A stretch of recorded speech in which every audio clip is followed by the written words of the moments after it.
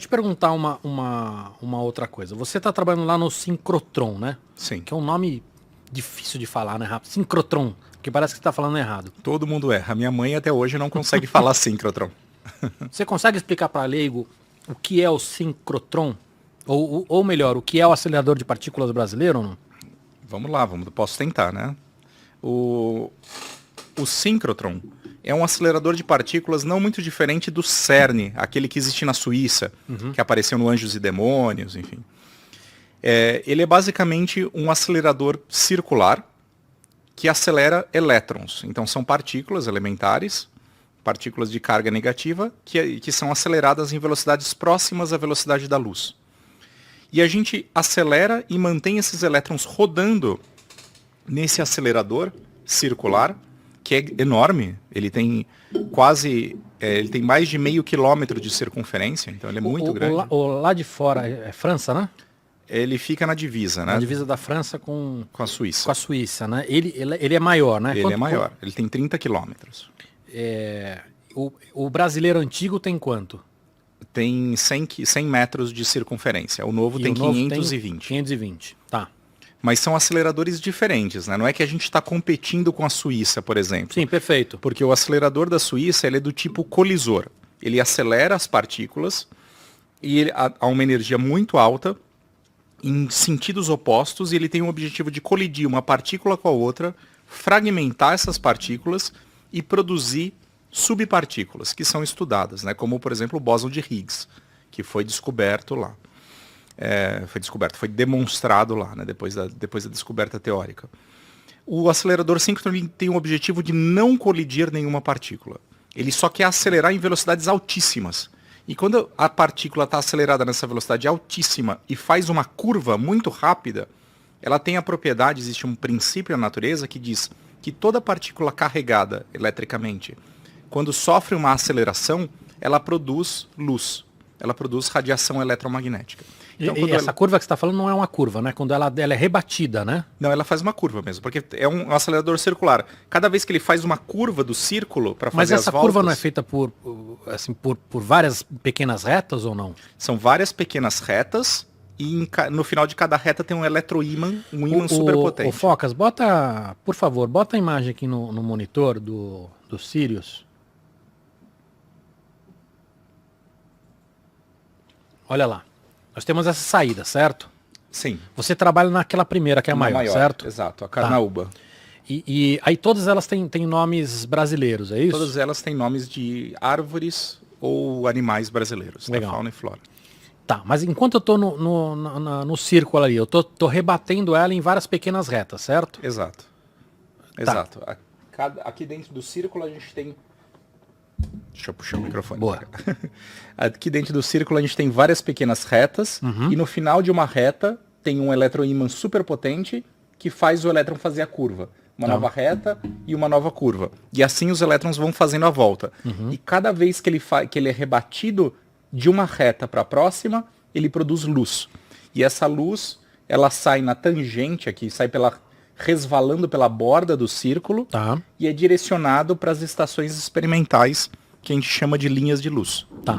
E aí, o tamanho ser diferente é porque eu imagino que você pode colocar mais rebatedor, mais filtro, mais... Ou tô falando besteira? Não tá falando besteira. É o que a gente chama da ótica da linha de luz, né? Porque uma vez que você tira o feixe de radiação de alta intensidade do acelerador, a gente tem que condicionar essa luz. A gente pode, por exemplo, focalizar a luz em tamanhos nanométricos, ou a gente pode selecionar a energia dessa radiação, a cor da luz, para fazer o nosso experimento mais adequado.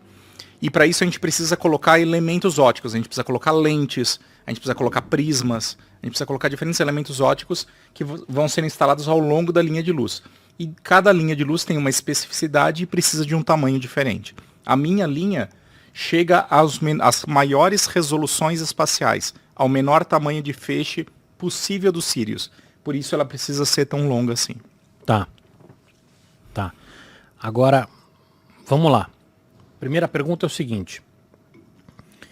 Você tinha comentado que são objetivos diferentes, né? Quando a gente compara com o CERN lá fora. Sim. Eu não visitei o Sirius ainda, mas eu visitei o outro. Como é que chama o outro? O VX. O VX. Isso. Eu visitei o VX.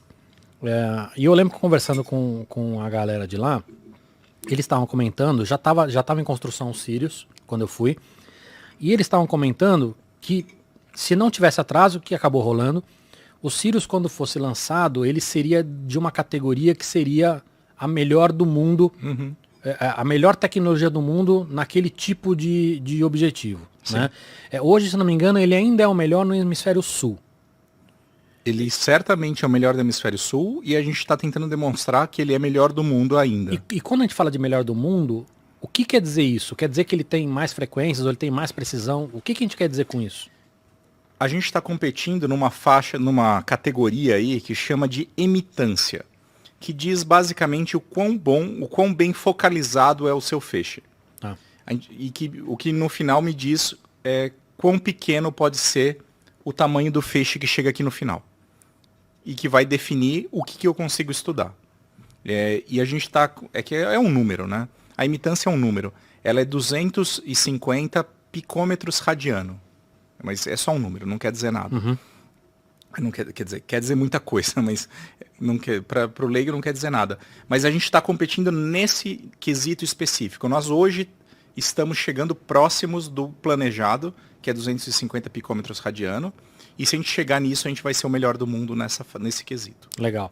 E tem muita coisa de tecnologia brasileira aí, né? Porque como ele é algo novo, literalmente falando, Sim. Muito precisou ser criado para ele. Sim. Você não tem um lugar que você peça uma peça para ele.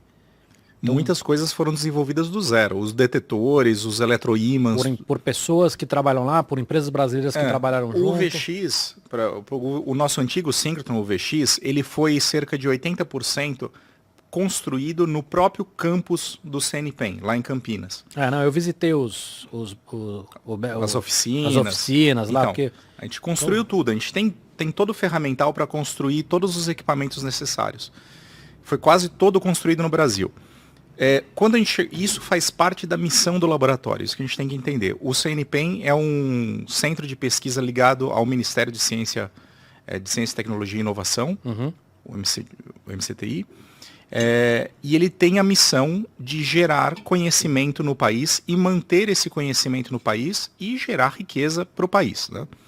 Então, a gente, quando decidiu construir o UVX, ele foi mais lento do que o normal, porque a gente não comprou as partes prontas do exterior e trouxe.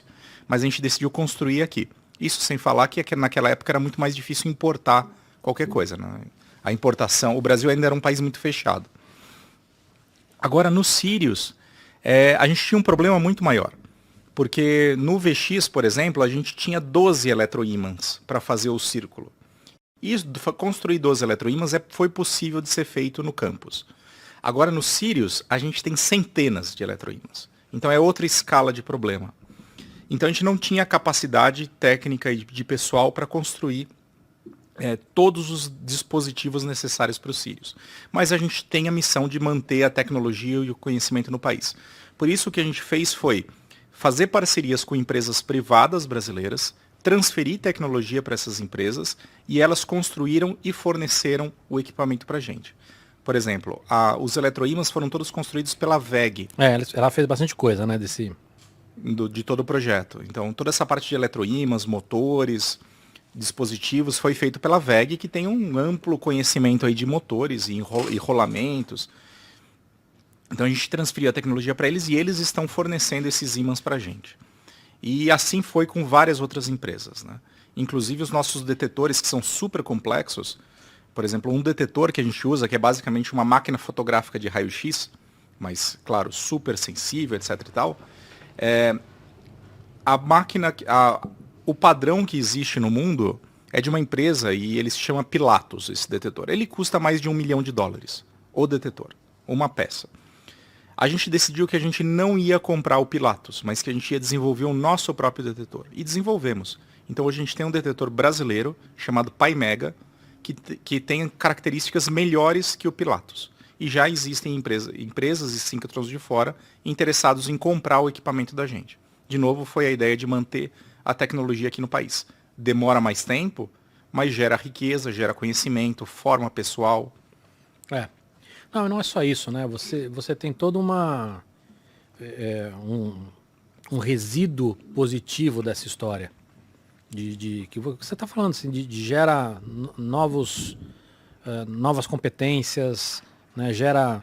Enfim, cara, eu sou super